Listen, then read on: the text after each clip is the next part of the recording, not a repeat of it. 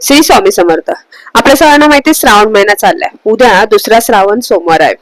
आपण उद्याही भरपूर सेवा करणार आहोत. नामस्मरण, शिवपिंडीवरती अभिषेक, सर्व काही करणार आहे. मंदिरात सुद्धा जाणार आहोत. तिथेही पूजा आपली जी आहे ती करणार आहे, अभिषेक वगैरे करणार आहोत. पण तुम्हाला माहिती का, भगवान शिवांना कोणती गोष्ट जास्त प्रिय आहे? म्हणजे आता हे सगळं जे बेल असेल, पाणी असेल, हे सगळं त्यांनीच निर्माण केलेलं आहे. त्यांनी कोणती त्यांना त्यामुळे त्यांना त्यांच्याच गोष्टी येण्यात काय नवीन नाहीये.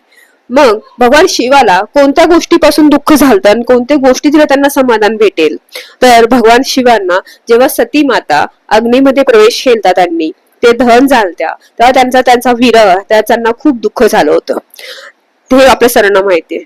त्यामुळे मग जर तुम्ही मंदिरात बसून, शिव मंदिरात बसून, कुठे एका साईडला दुर्गा सप्तशती ग्रंथामधली दुर्गा अष्टोत्तर नामावली जर तुम्ही वाचली, म्हणजे दुर्गा देवीची 108 नावं जर तुम्ही वाचली, तर भगवंताला ती खूप प्रिय राहतील. आणि हे विश्व त्यांनीच निर्माण केले. फळं, फुलं सगळं त्यांनीच निर्माण केले. आपण त्यांना काहीच देणार नाहीये.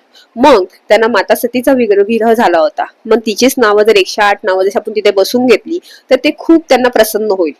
आणि त्यामुळे आपल्या घरात सुख, शांती, बरकत, अखंड लक्ष्मी, श्रीलक्ष्मी सगळ्याच आशीर्वाद आपल्याला भेटणार आहे, हे लक्षात ठेवा. त्यामुळे छोटीशी सेवा करून बघा, खूप छान अनुभव होईल. जसं आपण बेलावरती राम लिहून ते बेल अर्पण करतो, तसंच आपण ही सेवा करून बघा, तुम्हाला खूप छान अनुभव होतील. खूप सुंदर सेवा आहे. मातेच्याही तिथे तिची कृपादृष्टी भेटेल, कारण की शिव पिंडीवरती, शिव मंदिरात शिव परिवार पूर्ण आहे. जसं माता पार्वती आहे, भगवान कार्तिकेय आहे, भगवान गणपती बाप्पा आहे, अशी सुंदरी सुद्धा आहे. त्यामुळे पूर्ण शिव परिवाराची आपण सेवा करतो. तसंच तिथे बसून तुम्ही जर शिव दुर्गा अष्टोत्तर नामावली जर वाचली, तर तेवढे माताचीही सेवा होईल, दुर्गा मातेची सेवा होईल आणि पूर्ण परिवाराचा आपल्याला आशीर्वाद भेटणार आहे. श्री स्वामी समर्थ. श्री गुरुदेव दत्त.